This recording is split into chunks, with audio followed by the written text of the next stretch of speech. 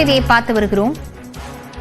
பச்சையப்பன் கல்லூரி பேராசிரியர் சஸ்பெண்ட் ரத்து செய்யப்படுவதாக உத்தரவு பிறப்பிக்கப்பட்டிருக்கிறது. சென்னை பச்சையப்பன் கல்லூரி பேராசிரியர் முனைவர் ரேவதியின் சஸ்பெண்ட் உத்தரவு ரத்து செய்யப்படுவதாக தெரிவிக்கப்பட்டிருக்கிறது. விவரங்களுடன் செய்தியாளர் மதன் இணைந்திருக்கிறார். மதன், முழு விவரம் என்ன?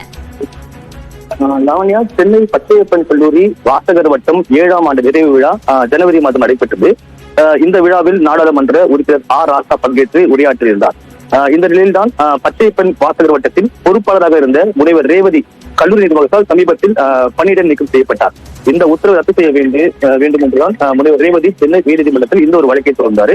இந்த வழக்கு என்பது நீதிபதி பவானி சுப்பராயன் முன்பு விசாரிக்க வந்தபோது அந்த நிகழ்ச்சி நடத்த கல்லூரி அனுமதி அளித்த பின்னர் தான் இந்த நிகழ்ச்சிகள் ஏற்பாடு செய்யப்பட்டது. ஆனால் அனுமதி பெறாமல் நிகழ்ச்சி நடத்தியதாக ஒரு தவறான காரணத்தை கூறி தாம் சஸ்பெண்ட் செய்யப்பட்டதாக ரேவதி தரப்பில் தெரிவிக்கப்பட்டது.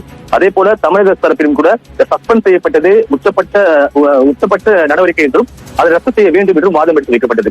இந்த வாதங்களை ஏற்றுக்கொண்ட நீதிபதி முனைவர் ரேவதியின் சஸ்பெண்ட் உத்தரவை இன்று ரத்து செய்து உத்தரவு பிறப்பித்துள்ளார். விவரங்களுக்கு நன்றி மதன்.